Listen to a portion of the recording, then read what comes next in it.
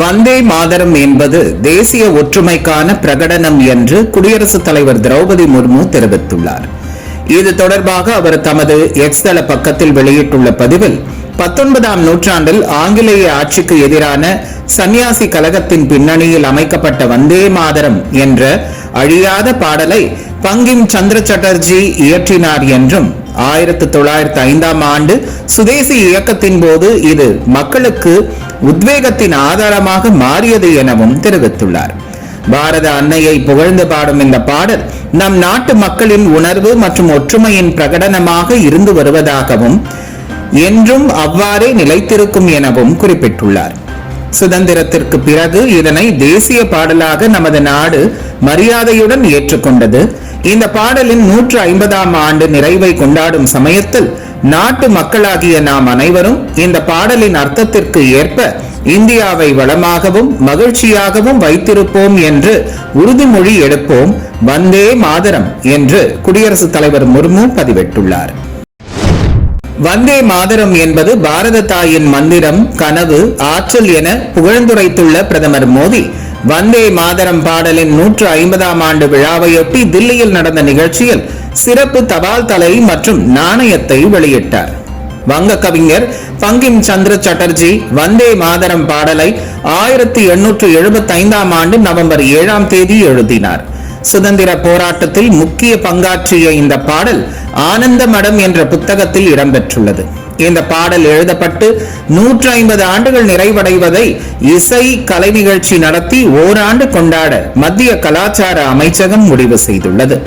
இந்த நிகழ்வு நேற்று துவங்கி 2026ஆம் ஆண்டு நவம்பர் மாதம் 7ஆம் தேதி வரை 4 கட்டங்களாக கொண்டாடப்பட இருப்பதாக மத்திய கலாச்சார அமைச்சகம் தெரிவித்துள்ளது. இதையொட்டி தில்லி இந்திரா காந்தி உள் விளையாட்டு மைதானத்தில் நடந்த நிகழ்ச்சியில் பிரதமர் மோடி தலைமை விருந்தினராக பங்கேற்று சிறப்பு தபால் தலை மற்றும் நாணயத்தை வெளியிட்டார். वंदे मातरम से जुड़ा एक और विषय है जिसकी चर्चा करना उतना ही आवश्यक है. आजादी की लड़ाई में वंदे मातरम की भावना ने पूरे राष्ट्र को प्रकाशित किया था. लेकिन दुर्भाग्य से 1937 में वंदे मातरम के महत्वपूर्ण पदों को उसकी आत्मा के एक हिस्से को अलग कर दिया गया था. वंदे मातरम को तोड़ दिया गया था, उसके टुकड़े किए गए थे. வந்தே மாதரம் இந்தியாவின் ஒற்றுமை மற்றும் பன்முகத்தன்மையை கொண்டாடுகிறது என அகில இந்திய காங்கிரஸ் கட்சி தலைவர் மல்லிகார்ஜுன கார்கே தெரிவித்துள்ளார். வந்தே மாதரம் குறித்து காங்கிரஸ் தலைவர் மல்லிகார்ஜுன கார்கே எக்ஸ் தளத்தில் வெளியிட்டுள்ள பதிவில் 1937ஆம் ஆண்டில் உத்தரப்பிரதேச சட்டமன்றம் சபாநாயகர் புருஷோத்தம் தாஸ் டாண்டன் தலைமையில் வந்தே மாதரம் பாடத் தொடங்கியதாக குறிப்பிட்டுள்ளார். இன்று தேசியவாதத்தின் பாதுகாவலர்கள் என்று கூறிக்கொள்ளும் RSS மற்றும் பாஜக தங்கள் கூட்டங்கள் அல்லது அலுவலகங்களில் வந்தே மாதரம் அல்லது நமது தேசிய கீதத்திற்கு பதிலாக தொடர்ந்து நமஸ்தே சதாவத்சலே என்ற பாடலை பாடி வருவதாக தெரிவித்துள்ளார்.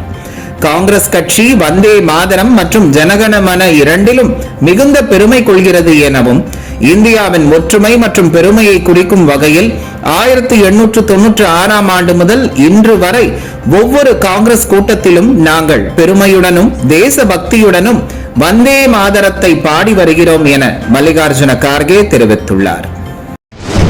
ஜனநாயகத்தின் மீதும் பொதுமக்களின் மீதும் பாஜக அரசுக்கு அக்கறை இல்லை என்று மக்களவை எதிர்க்கட்சித் தலைவர் ராகுல் காந்தி கண்டனம் தெரிவித்துள்ளார். மகாராஷ்டிரா துணை முதலமைச்சர் அஜித் பவாரின் மகன் பாரத் பவாருக்கு சொந்தமான தனியார் நிறுவனத்திற்கு 1800 கோடி ரூபாய் மதிப்புள்ள அரசு நிலங்களை விதிகளை மீறி 300 கோடி ரூபாய்க்கு விற்பனை செய்துள்ளது அம்மாநில அரசியலில் புயலை கிளப்பியுள்ளது. இது தொடர்பாக ராகுல் காந்தி வெளியிட்ட அறிக்கையில் பட்டியலின மக்களுக்காக ஒதுக்கப்பட்ட 1800 கோடி ரூபாய் மதிப்புள்ள நிலமானது அமைச்சரின் மகன் நிறுவனத்திற்கு வெறும் 300 கோடி ரூபாய்க்கு விற்பனை செய்யப்பட்டுள்ளது. இத்துடன் முத்திரை கட்டணமும் தள்ளுபடி செய்யப்பட்டுள்ளது என சுட்டிக்காட்டியுள்ளார். வாக்கு திருட்டு மூலம் அமைந்த அரசு நிலத்தை திருடி உள்ளது. எவ்வளவு திருடினாலும் வாக்குகளை திருடி மீண்டும் ஆட்சிக்கு வருவோம் என அவர்களுக்கு தெரியும் எனவும் ஜனநாயகம் மீதும் பொதுமக்கள் மீதும் தலித்துகளின் உரிமைகள் மீதும் அவர்களுக்கு எந்த அக்கறையும் இல்லை என்றும் ராகுல் காந்தி கூறியுள்ளார். பிரதமரின் மௌனம் நிறைய பேசுகிறது என்றும் ராகுல் காந்தி தெரிவித்துள்ளார். சபரிமலையில் சுற்றுச்சூழல் மாசு அடைவதை தடுக்க பாக்கெட் ஷாம்பு, செயற்கை குங்குமம் விற்க கேரள உயர்நீதிமன்றம் தடை விதித்துள்ளது. இந்த ஆண்டு சபரிமலை ஐயப்பன் கோவில் வரும் நவம்பர் 16ஆம் தேதி மாலை நடை திறக்கப்பட்டு நவம்பர் 17ஆம் தேதி முதல் மண்டல பூஜைக்கான வழிபாடுகள் தொடங்க உள்ளன. ஆன்லைன் மூலமே பக்தர்கள் தரிசனத்திற்கு அனுமதிக்கின்றனர். இந்த நிலையில் சபரிமலையில் சுற்றுச்சூழல் மாசு அடைவதை தடுக்க சபரிமலை, பம்பா, எரிமேலி பகுதிகளில் பாக்கெட் ஷாம்பு, ரசாயன குங்குமம் விற்க தடை விதிக்கப்பட்டுள்ளது. சபரிமலையில் பிளாஸ்டிக் பைகள், செயற்கை குங்குமத்தால் நீர் மாசு அடைவதாக கேரள உயர்நீதிமன்றம் கருத்து தெரிவித்துள்ளது. வாக்காளர் பட்டியல் சிறப்பு திருத்த பணிகளுக்கு எதிராக திமுக தொடர்ந்த வழக்கு உச்சநீதிமன்றத்தில் நவம்பர் 11ஆம் தேதி விசாரிக்கப்படும் என தலைமை நீதிபதி கவாய் தலைமையிலான அமர்வு அறிவித்துள்ளது. வாக்காளர் சிறப்பு தீவிர திருத்த பணிகளை தமிழகத்தில் மேற்கொள்ள அனுமதிக்க கூடாது என திமுக அமைப்பு செயலாளர் RS பாரதி உச்சநீதிமன்றத்தில் மனு தாக்கல் செய்துள்ளார். அந்த மனுவில் அவசரமாக தமிழகத்தில் இந்த திருத்த பணிகளை தேர்தல் ஆணையம் மேற்கொள்வது ஜனநாயகத்திற்கு விரோதமானது. தமிழக சட்டசபை தேர்தல் நடைபெற சில மாதங்களே உள்ள நிலையில் பலரும் தங்களுடைய ஓட்டுரிமையை இழக்கக்கூடிய அபாயம் உள்ளதால் வாக்காளர் தீவிர திருத்த பணிகளுக்கு தடை விதிக்குமாறு தெரிவிக்கப்பட்டுள்ளது.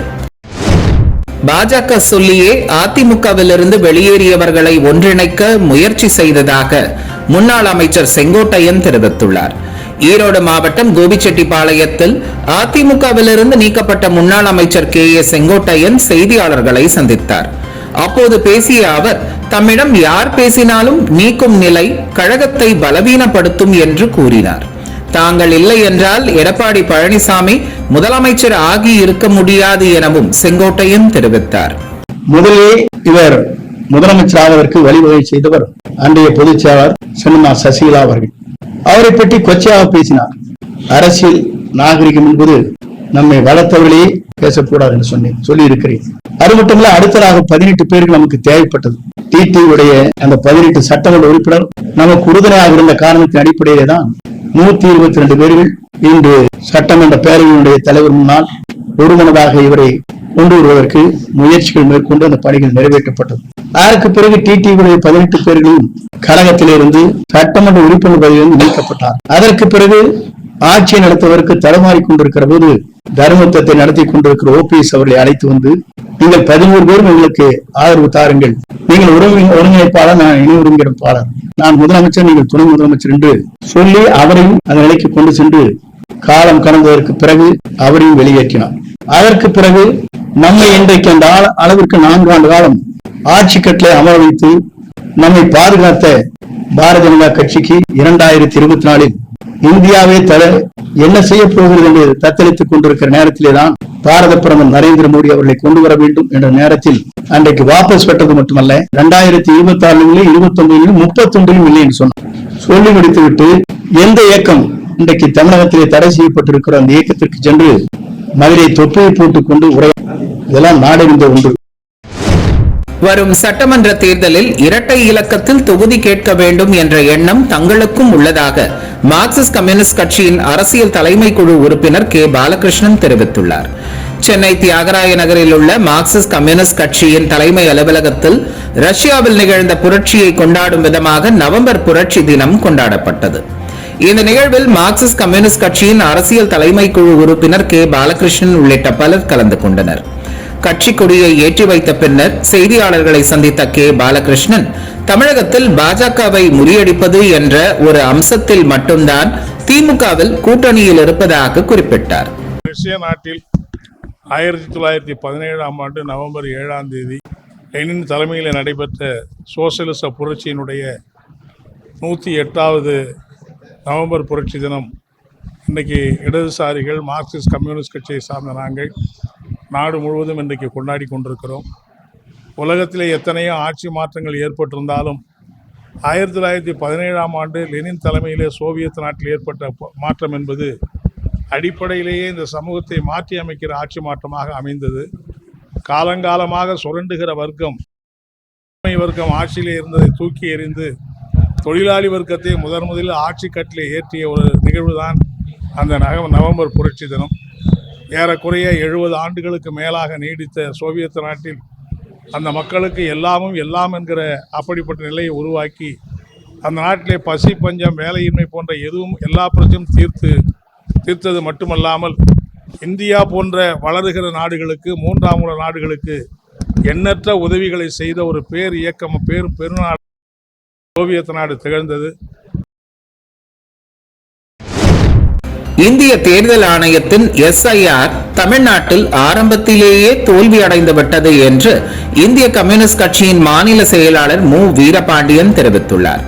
சென்னை தியாகராய நகரில் உள்ள இந்திய கம்யூனிஸ்ட் கட்சியின் தலைமை அலுவலகமான பாலன் இல்லத்தில் 108வது நவம்பர் புரட்சி தின கொடியேற்று விழா நடைபெற்றது.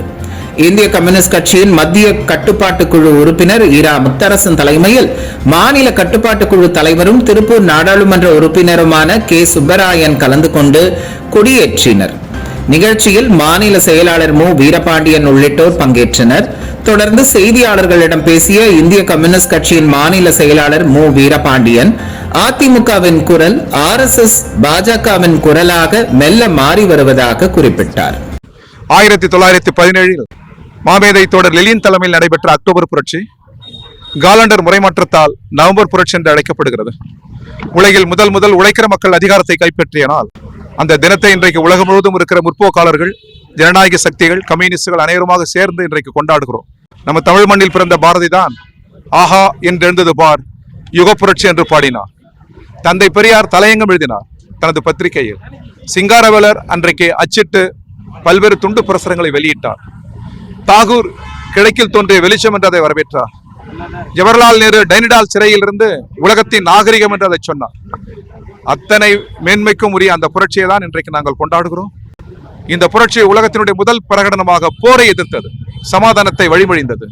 எனவே போரில்லாத ஒரு உலகம், சுரண்டல் இல்லாத ஒரு உலகம், சமதர்ம உலகம், அந்த உலகை நோக்கி இன்றைக்கு கம்யூனிஸ்டுகளின், முற்போக்காளர்களின், சோசியலிஸ்டுகளின் பயணம் இன்றைக்கு தொடர்கிறது. சேப்பாக்கம் திருவல்லிக்கேணி தொகுதியில் உள்ள ஜிம் வாட்ச்மேன் PLO-வாக நியமிக்கப்பட்டிருப்பதாக அதிமுக நாடாளுமன்ற உறுப்பினர் இன்பதுரை குற்றம் சாட்டியுள்ளார். சென்னை தலைமைச் செயலகத்தில் தலைமை தேர்தல் அதிகாரி அலுவலகத்தில் புகார் மனு வழங்கிய பின்னர் செய்தியாளர்களை சந்தித்த அதிமுக நாடாளுமன்ற உறுப்பினர் இன்பதுரை, வாக்காளர் பட்டியல் திருத்த பணிகளில் ஆளும் கட்சியினரின் தலையீடு அதிக அளவில் இருப்பதாக குற்றம் சாட்டினார். தமிழ்நாட்டில் வாக்காளர் பட்டியலில் சிறப்பு தீவிர திருத்தம் SIR பண்ணணும்னு ஒரு உத்தரவிட்டிருக்கு. அதோட நோக்கம் என்னன்னா, அது நல்ல நோக்கம். வாக்காளர் பட்டியல் நேர்மையா இருந்தாதான் தேர்தல் நேர்மையானதாகவும் நியாயமானதாகவும் சுத்தமானதாகவும் இருக்கும். இப்ப வாக்காளர் பட்டியல்ல இறந்து போனவர்கள், இடம்பெயர்ந்தவர்கள், மாயாவிகள் இடம்பெறக்கூடாது அப்படிங்கிறதுக்காக தான் அந்த SIR கொண்டு வந்திருக்காங்க. மதுரை வடக்கு தொகுதியில யாகப்பா நகர்ல ஒரு BLO, பேரை சொல்ல விரும்பல, நான் அதிகாரிகிட்ட சொல்லியிருக்கேன். அந்த அதிகாரி மொத்தமா ஒருத்தட்ட கொடுத்து அதை ஒரு பெட்டிக்கடையில வச்சு விநியோகம் பண்ணிட்டு இருக்காங்க. இதை கையும் களவுமா பிடிச்சு நேற்று ஒப்படைச்சு தருகிறோம். இதுக்கு பின்னால யார் இருக்காங்கன்னா திராவிட முன்னேற்ற கழகம். வாக்காளருடைய படிவத்தை கொடுக்க போகும்போது அந்த வீட்டுல அந்த வாக்காளர் குடியிருக்கணுங்கிறது விதி. அவ்வாறு இல்லாவிட்டால், குடி இல்லைன்னா அந்த வீட்டுல வேற ஒருத்தர் குடியிருந்தா அவருக்கு வாக்கு இருக்காது. அவர் எங்க குடியிருக்கிறாரோ அங்க வாக்கு வாங்கிக்கலாம்.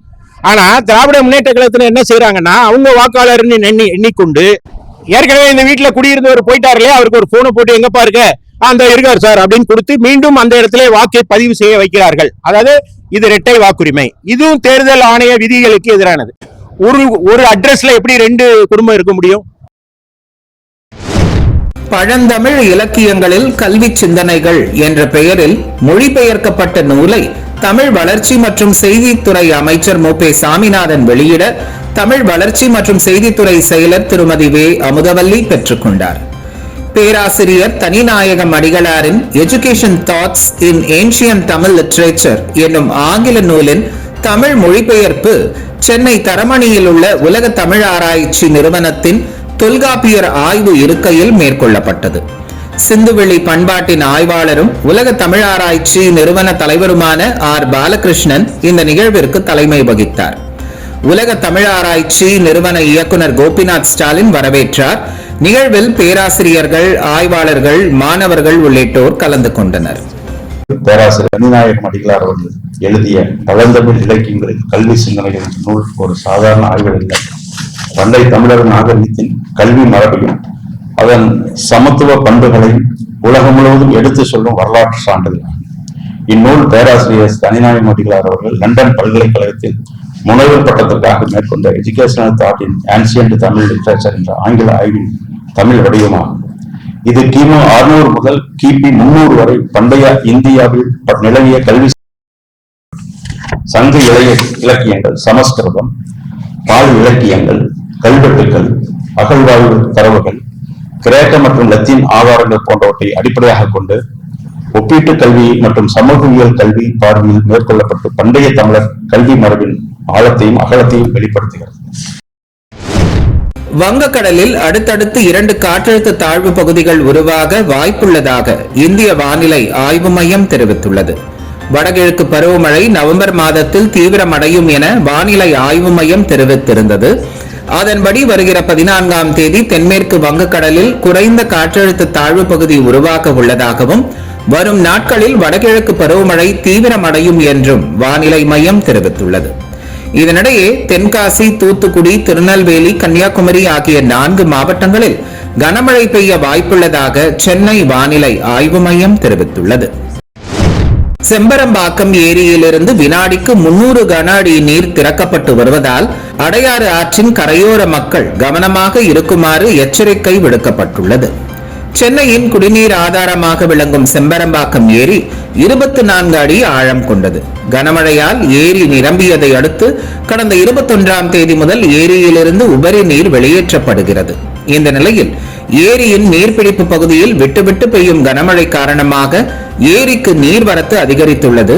இந்த நிலையில் ஏரியிலிருந்து திறக்கப்பட்ட நீரின் அளவு வினாடிக்கு 100 கன அடியிலிருந்து 300 கன அடியாக அதிகரிக்கப்பட்டுள்ளது. தற்போது நிலவரப்படி ஏரியில் நீர்மட்டம் 23 அடியாக உள்ளது. இதையடுத்து அடையாறு ஆற்றின் கரையோர மக்கள் கவனமுடன் இருக்குமாறு அதிகாரிகள் தெரிவித்துள்ளனர்.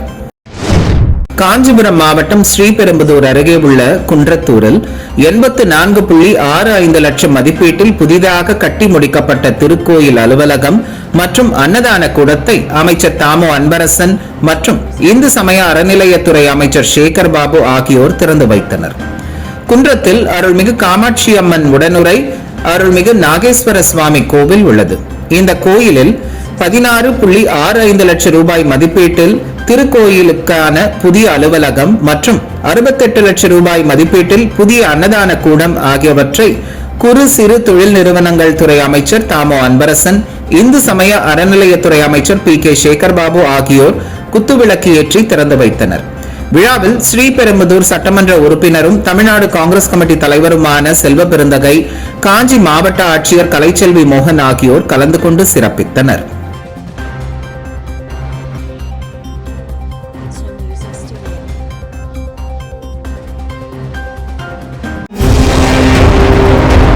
சேலத்தில் ஜவுளி பூங்காவில் சாயப்பட்டறைகள் அமைக்க எதிர்ப்பு தெரிவித்து 500க்கும் மேற்பட்ட மக்கள் போராட்டம் நடத்தினர். சேலம் ஜாகிர் அம்மாபாளையம் பகுதியில் ஜவுளி பூங்கா அமைப்பதற்கு 880 கோடி ரூபாய் நிதி ஒதுக்கீடு செய்யப்பட்டுள்ளது. முதற்கட்டமாக ஜவுளி பூங்கா நிர்வாக கட்டிட திறப்பு விழா நடத்த ஏற்பாடு செய்யப்பட்டது. இந்த ஜவுளி பூங்காவில் 60 சாயப்பட்டறைகள் அமைப்பதற்கான ஏற்பாடுகள் நடைபெறுவதை அறிந்த மக்கள் எதிர்ப்பு தெரிவித்ததால் திறப்பு விழா நிகழ்ச்சி ரத்து செய்யப்பட்டது. இதனை சுற்றியுள்ள 30 கிராம மக்கள் முற்றுகையிட்டு ஜவுளி பூங்கா செல்லும் நுழைவாயில் இன்று போராட்டத்தில் ஈடுபட்டனர். மக்கள் நல்வாழ்வுத்துறை பாதிக்கும் வகையில் 60 சாயப்பட்டறைகள் அமைக்கும் திட்டத்தை அரசு கைவிட வேண்டும் என்று கோரினர்.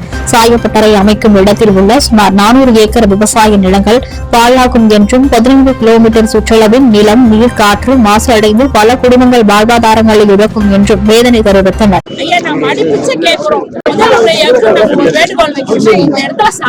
எங்களுக்கு வேண்டாம். நிறைய பாதிப்பு வருது, தண்ணீர் பாதிப்பு வருது, பொதுமக்கள் எவ்வளவு பாதிக்கப்படுறாங்க. நாங்க கையெடுத்து தயவு செய்து எங்களுக்கு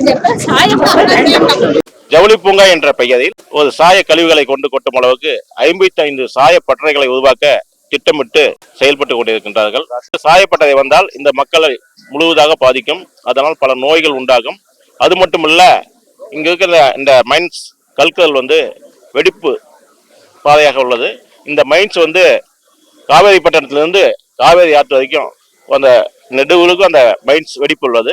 அதே போல எற்காட்டிலிருந்து மேட்டூர் வரைக்கும் அந்த வெடிப்பு உள்ளது. அந்த மையப்பகுதி இந்த மைன்ஸ் கற்களாகும். இங்கு தண்ணி, சுத்தமான தண்ணி, நாம் குடிக்கும் தண்ணியோட அதுக்கு மேற்பட்ட சுத்தமான தண்ணி கிடைக்கின்றது. இந்த இடத்தில் செட்டிச்சாவடியில் குப்பை கிடங்கு வைத்திருக்கலாம், அதையும் அகற்ற வேண்டும். எங்களுக்கு இந்த இடத்தை பாதுகாக்கப்பட்ட பூமியாக அரசு அறிவிக்க வேண்டும். இதில் நீங்கள் ஆராய்ச்சி செய்து இந்த மண்ணில் என்ன உள்ளது, இந்த கற்கள் என்ன உள்ளது, இந்த தண்ணீரில் என்ன ஆதாரம் உள்ளது தெரிந்து தயவு செய்து இதை பாதுகாக்கப்பட்ட இடமாக அரசு அறிவிக்க வேண்டும் என்று கேட்டுக்கொள்கிறோம். திருநெல்வேலி மாவட்டம் அம்பாசமுத்திரம் அருகே மன்னார்கோவில் பகுதியில் புதிதாக திறக்கப்பட்ட டாஸ்மாக் கடைக்கு எதிர்ப்பு தெரிவித்து அப்பகுதி பெண்கள் மற்றும் தமிழக வெற்றிக் கழகத்தினர் திடீர் போராட்டத்தில் ஈடுபட்டனர். புதிய மதுக்கடை திறக்கப்பட்டதால் இளைஞர்கள் மது அருந்தி சமூகத்தில் பெரும் பாதிப்பு ஏற்படும் என கூறிய அவர்கள் கடையை உடனடியாக மூடுமாறு வலியுறுத்தினர். கடையின் படிக்கட்டுகளில் அமர்ந்து நீண்ட நேர போராட்டத்தில் ஈடுபட்டவர்களிடம் போலீசார் பேச்சுவார்த்தை நடத்தினர். பேச்சுவார்த்தை தோல்வியடைந்ததை தொடர்ந்து போராட்டத்தில் ஈடுபட்ட தமிழக வெற்றிக் கழகத்தினர் மற்றும் உட்பட 40 பேரை காவல்துறையினர் வலுக்கட்டாயமாக கைது செய்தனர். இதனையடுத்து காவல்துறையினரும் போராட்டக்காரர்களும் இடையே கடும் வாக்குவாதமும் தள்ளுமுள்ளும் ஏற்பட்டது.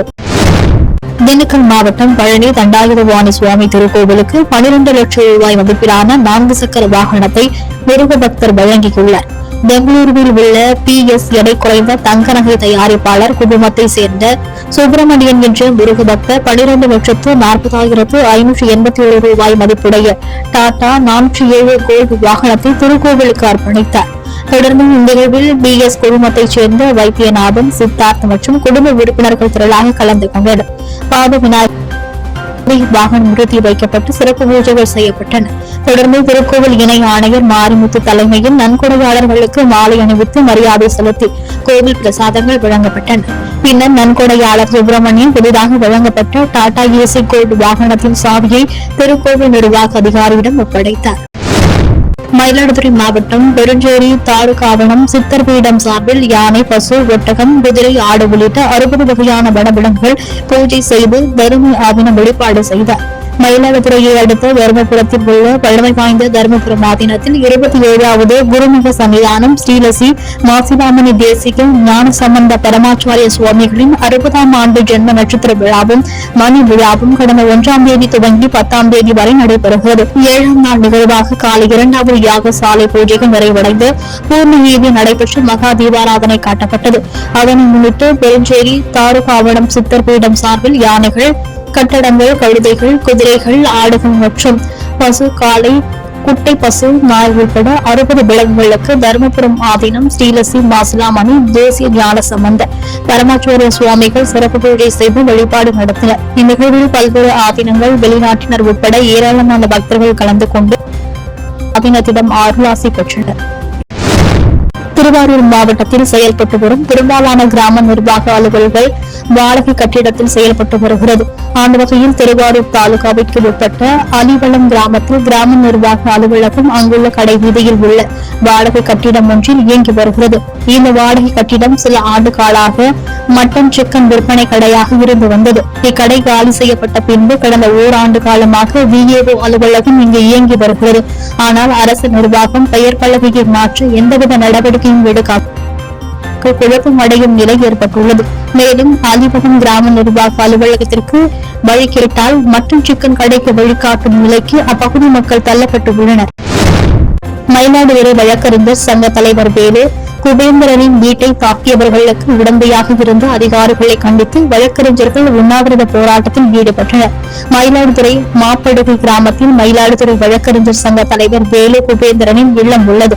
இவரது பட்டா இடத்தில் இடம் தரக்கோரி சமூக விரோதிகள் சிலர் அவரது வீட்டின் மீது கல்லெறிந்தும் வேலிகளை வெட்டி சாய்த்தும் உள்ளனர். இந்த சம்பவம் காவல்துறையினர் முன்னிலையில் நடைபெற்றுள்ளது.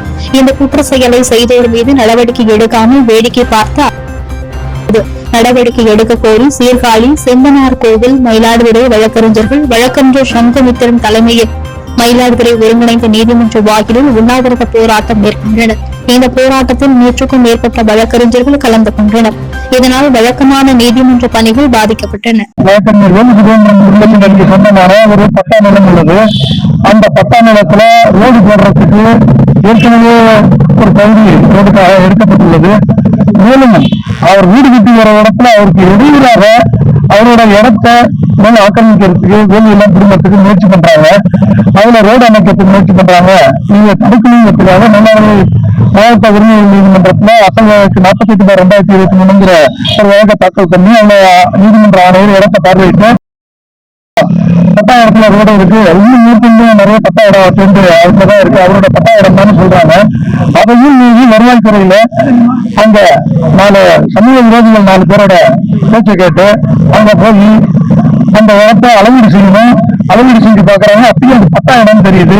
அந்த பட்டா இடத்துல ரோடு போடணுங்கிற ஒரு வலியுறுத்தல ஒரு 4-5 நபர்களுடைய வலியுறுத்தல் பேர்ல வற்புறுத்தல் பேர்ல அதை அகற்றத்துக்கு வருவாய்த்துறை அதிகாரிகள் எங்களுக்கு அதிகாரம் கிடையாது, ஆனா நாங்க அது ரோடு போட்டு தருவோங்கிறதால அத்துமீறி அவரோட வீட்டு மேல கற்களை வீசியும் ஆபத்தான ஆயுதங்களை கொண்டு தாக்கியும் அந்த வேலையெல்லாம் அப்புறப்படுத்தி கொளுத்தி இருக்காங்க. இது எல்லாமே நடந்திருக்கிறது. வருவாய்த்துறை அதிகாரிகள் மற்றும் காவல்துறை அதிகாரிகள் முன்னிலையிலேயே இது நடைபெற்று இருக்குது.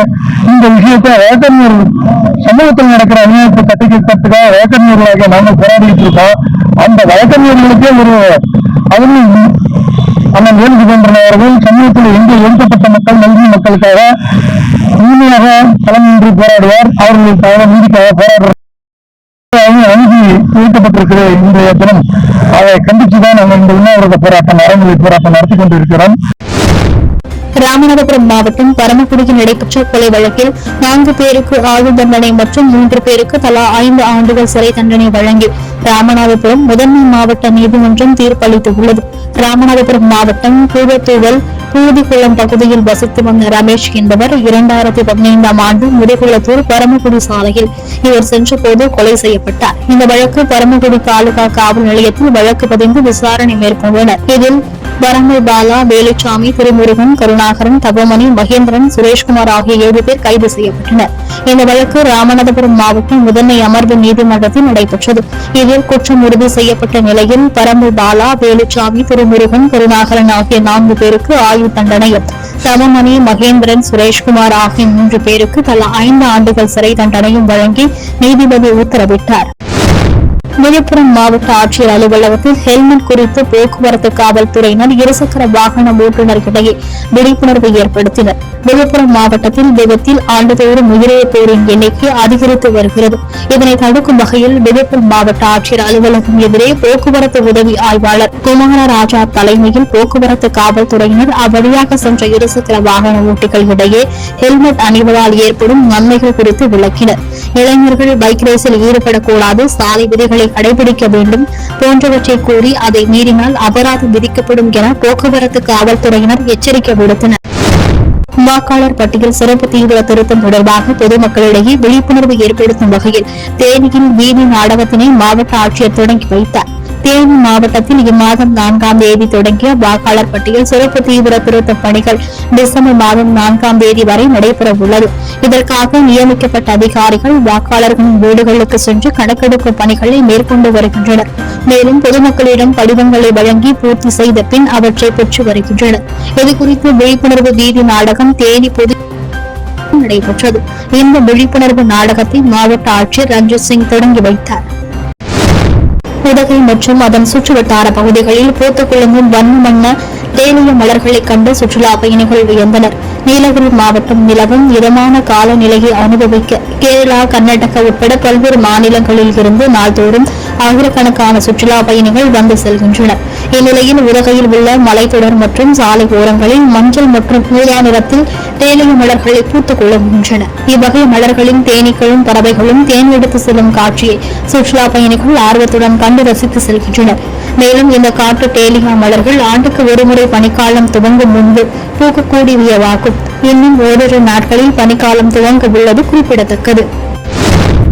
காஞ்சிபுரம் அருகே உள்ள தாமல் ஏரி நிரம்பி வெள்ளநீர் தரைப்பாலத்தின் வழியாக கூவமாறுக்கு பாய்ந்து செல்வதால் அப்பகுதி முழுவதும் வெள்ளக்காடாக காட்சியளிக்கிறது. காஞ்சிபுரம் மாவட்டம் ஸ்ரீபெரும்புத்தூர் அடுத்த குணகாம்பாக்கம் பகுதியில் தரைப்பாலம் அமைந்துள்ளது. காஞ்சிபுரம் அருகே உள்ள தாமல் ஏரி நிரம்பி வழிகிறது. இதன் நீர் குணகரம்பாக்கத்தில் உள்ள தரைப்பாலம் வழியாக பாய்ந்து செல்கிறது. இப்பகுதியை சுற்றியுள்ள கோப்பூர், விடையார்வாக்கம் என 10க்கும் மேற்பட்ட கிராம மக்கள் இந்த தரைப்பாலத்தின் வழியாக செல்வது வழக்கம். தரைப்பாலம் மூழ்கும் நிலையில் வெள்ளக்காடாக காட்சியளிக்கிறது. ஆபத்தான சூழலை கருத்தில் கொள்ளாமல் அப்பகுதி மக்கள் தரைப்பாலத்தின் மேல் நடந்தும் இருசக்கர வாகனத்திலும் மிகவும் ஆபத்தான நிலையில் கடந்து செல்கின்றனர். இந்த சாலை போக்குவரத்தை துண்டித்து உயிரிழப்பு ஏற்படாதவாறு பாதுகாக்க வேண்டும் என்று மாவட்ட நிர்வாகத்திற்கு, காவல்துறைக்கும் சமூக ஆர்வலர்கள் கோரிக்கை விடுத்துள்ளனர். ஈரோடு மாவட்டம் தாளவாடி அடுத்த ஆசனூர் பகுதியில் சிறுத்தை நடமாட்டம் அதிகரித்து உள்ளதால் வாகன ஓட்டிகள் எச்சரிக்கையுடன் செல்ல வேண்டுமென வனத்துறையினர் அறிவுறுத்தியுள்ளனர். சத்தியமங்கலம் புலிகள் காப்பகத்திற்கு உட்பட்ட வனப்பகுதியில் ஏராளமான யானை, புலி, சிறுத்தை, காட்டெருமை, மான் உள்ளிட்ட ஏராளமான வனவிலங்குகள் வசிக்கின்றன. இந்நிலையில் தாளவாடி அடுத்த ஆசனூரில் இருந்து ஆரேபாளையம் செல்லும் சாலையில் சாலையோரமாக சிறுத்தை ஒன்று நடந்து சென்றது. இந்த காட்சியை காரில் சென்றவர்கள் எடுத்த வீடியோ சமூக வலைதளங்களில் வெளியாகி வைரலானது. இந்நிலையில் வன விலங்குகள் நடமாட்டம் உள்ள இடங்களில் வாகன ஓட்டிகள் எச்சரிக்கையுடன் செல்ல வேண்டும் என வனத்துறையினர் அறிவுறுத்தியுள்ளனர். புதுச்சேரியில் புதிதாக இயக்கப்பட்ட மின்சார பேருந்தை 10 நாட்களிலேயே இயக்காமல் வேலைநிறுத்த போராட்டத்தில் மின்சார பேருந்து ஊழியர்கள் ஈடுபட்டதால் பொதுமக்கள் பாதிக்கப்பட்டுள்ளனர். புதுச்சேரி அரசின் போக்குவரத்து துறை சார்பில் தனியார் பங்களிப்புடன் 23 கோடி ரூபாயில் 25 பேட்டரி மருந்துகளை கடந்த 27ஆம் தேதி துணைநிலை ஆளுநர் கைலாஷ்நாதன், முதலமைச்சர் ரங்கசாமி ஆகியோர் இயக்கி வைத்தனர். இவற்றில் சுமார் 75 பேர் பணிபுரிந்து வருகின்றனர். புதுச்சேரியின் கிராம பகுதி உள்பட பல்வேறு பகுதிகளில் இயக்கப்பட்டதால் பொதுமக்களிடையே நல்ல வரவேற்பு பெற்றது.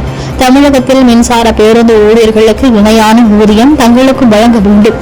தினப்படி வழங்க கோரியும் மின்சார பேருந்து ஊழியர்கள் இன்று காலை முதல் பேருந்துகளை இயக்காமல் வேலைநிறுத்த போராட்டத்தில் ஈடுபட்டுள்ளனர். காஞ்சிபுரம் மாவட்டம் ஸ்ரீபெரும்புத்தூர் அருகே சிப்காட் சாலையில் உறங்கிக் கொண்டிருந்த 10க்கும் மேற்பட்ட மாடுகள் மீது பாக்ஸ்கான் தொழிற்சாலை பேருந்துகள் அடுத்தடுத்து மோதியதால் 8 மாடுகள் உயிரிழந்தன. செலையனூர் கிராமத்தில் உள்ள மாடுகள் அதிகாலையில் மேய்ச்சலுக்கு சென்ற பின்னர் சிப்காட் சாலையிலேயே அமர்ந்து கொண்டு இருந்தன. இந்த வழியாக சென்ற பாக்ஸ்கான் தொழிற்சாலைக்கு தொழிலாளர்களை ஏற்றிக் கொண்டு வந்த பேருந்துகள் சாலையில் அமர்ந்திருந்த மாடுகள் மீது அடுத்தடுத்து மோதின. இந்த விபத்தின் காரணமாக 8 மாடுகள் துடிதுடித்து பரிதாபமாக உயிரிழந்தன. மேலும் 2 மாடுகளுக்கு கால்கள் மற்றும் முகங்கள் சேதமடைந்துள்ளன. விபத்து குறித்து தகவல் அறிந்து வந்த மாட்டின் உரிமையாளர்கள் பாக்ஸ்கான் தொழிற்சாலை முன்பு வாக்குவாதத்தில் ஈடுபட்டனர். தகவல் அறிந்து வந்த பேருந்து உரிமையாளர் உயிரிழந்த மாடுகளுக்கு உரிய இழப்பீடு வழங்குவதாக உறுதியளித்ததை அடுத்து வாக்குவாதத்தில் ஈடுபட்டவர்கள் கலைந்து சென்றனர். AI மூலம் விஜய் பற்றி வீடியோ வெளியிட்ட திமுகவின் இன்ஸ்டா பிரபலம் வைஷ்ணவிக்கு கொலை மிரட்டல் விடுத்த நபரை காவல்துறையினர் கைது செய்தனர். கோவை கவுண்டம்பாளையம் பகுதியில் வசிக்கும் இன்ஸ்டா பிரபலம் வைஷ்ணவி சமீபத்தில் தாபேக கட்சியிலிருந்து விலகி திமுகவில் இணைந்தார். பின்னர் தனது இன்ஸ்டாகிராம் பக்கத்தில் தாபேக கட்சி மற்றும் நடிகர் விஜய் குறித்து சர்ச்சைக்குரிய பதிவுகளை வெளியிட்டு வந்ததாக கூறப்படுகிறது. இதுபோன்ற வீடியோ ஒன்றை பார்த்த கார்த்திக் என்ற இளைஞர் வைஷ்ணவிற்கு எதிராக கொலை மிரட்டல் விடுத்து அதையும் தனது இன்ஸ்டாகிராம் பக்கத்தில் வீடியோவாக பதிவிட்டுள்ளார். இதனால் அதிர்ச்சியடைந்த வைஷ்ணவி கோவை மாநகர சைபர் கிரைம் காவல் நிலையத்தில் புகார் அளித்தார். புகாரின் அடிப்படையில் காவல்துறையினர் உடனடியாக வழக்கு பதிவு செய்து பெண்ணை தலைகுறைவாக பேசி கொலை மிரட்டல் விடுத்த கார்த்திக்கை கைது செய்தனர். பின்னர் அவர் நீதிமன்றத்தில் ஆஜர்படுத்தப்பட்டு கோவை மத்திய சிறையில் அடைக்கப்பட்டார். ராணுவத்தினருக்கு தேவையான உடல்நல பாதுகாப்பு உபகரணங்களை தயாரிப்பதில் இந்தியா முன்னிலை பெற்று வருவதாக இந்திய நிறுவனத்தின் பாதுகாப்பு பொறியியல் மற்றும் மின் மருத்துவ ஆய்வகத்தின் துணை இயக்குநர் கதிர்வேலு தெரிவித்துள்ளார். கோவை புதூரில் உள்ள தனியார் கல்லூரியில் நல்வாழ்வுக்கான அறிவியல் மற்றும் தொழில்நுட்பம் எனும் தலைப்பில் அறிவியல் கண்காட்சி நடைபெற்றது. இதில் கோவை மற்றும் திருப்பூர் மாவட்டங்களை சுற்றியுள்ள பல்வேறு பள்ளிகளைச் சேர்ந்த 1000க்கும் மேற்பட்ட மாணவர்கள் தங்கள் அறிவியல் படைப்புகளை காட்சிப்படுத்தினர். இதில் நிலநடுக்கத்தை முன்கூட்டியே அறிவது, புதிய தொழில்நுட்பத்தில் மின் உற்பத்தி செய்வது, அறிவியல் திறனுடன் சுற்றுச்சூழலை பாதுகாப்பது என பல்வேறு மாதிரிகளை மாணவர்கள் காட்சிப்படுத்தி அது தொடர்பான விளக்க உரைகளை வழங்கினர். இதனை இந்திய ராணுவத்தின் பாதுகாப்பு பொறியியல் மற்றும் மின் மருத்துவ ஆய்வக துணை இயக்குநரும் கோவை பாரதியார் பல்கலைக்கழகத்தின் TRDO இயக்குநர் முனைவர் கதிர்வேலு பார்வையிட்டார். பின்னர் சிறந்த மாதிரிகளை தேர்வு செய்து பரிசுகளை வழங்கினர். முன்னதாக செய்தியாளர்களிடம் பேசிய அவர், தற்போதைய மாணவர்கள் புதிய தொழில்நுட்பங்களை பயன்படுத்தி உருவாக்கியுள்ள படைப்புகள் வியப்பூட்டுவதாக அவர் தெரிவித்துள்ளார். எல்லாமே ஒரு கான்செப்டா அழகா பண்ணிருக்காங்க. நம்ம பூகம்பம் வந்தா எப்படி சென்ஸ் பண்றது, எப்படி மார்க்கர் சேவ் பண்றது, எவாக்குவேட் பண்றது, அது ஒரு அருமையான மாடல் பண்ணிருக்காங்க. அதே மாதிரி பாத்தீங்கன்னா சோலார் எனர்ஜி யூஸ் பண்ணி எப்படி அதை சஸ்டைனபிள் ஹவுஸ் பண்றது, அதே மாதிரி ஹியூமனாய்டு ரோபோட் இண்டஸ்ட்ரியில ஒரு லிப்டிங் ஈவன் ஒரு கன்ஸ்ட்ரக்ஷன், ஈவன் ஃபார் அதர் நிறைய ஈவென்ட் சர்ச்சை எந்த அளவுக்குலாம் பிளான் பண்ணி பண்ணிருக்காங்க. The best expo what I have seen. இந்த கல்லூரியில பாத்தீங்கன்னா உங்களுக்கு அந்த ஈவெண்ட்ஸ் வந்து சமூக சார்ந்த ஈவெண்ட்ஸ், கம்யூனிட்டி பேஸ்ட் ஈவெண்ட்ஸ் எல்லாம் நிறைய இங்க பண்ணிட்டு இருக்காங்க. அதுல ஆராய்ச்சி அப்படின்னு பார்க்கும்போது நிறைய ப்ராஜெக்ட்ஸ்க்கு இங்க வந்து ஹெல்ப் பண்ணிட்டு இருக்கோம். அந்த வகையில பாத்தீங்கன்னா நானே வந்து டிஆர்டிஓல இப்ப சார் டாக்டர் கதிர்வேல் சார் இப்ப இங்க வந்திருக்காருன்னா அவர் மூலியமாவே எனக்கு ஒரு ப்ராஜெக்ட் ஒரு 80 lakhsக்கு சாங்ஷன் ஆயிருக்கு.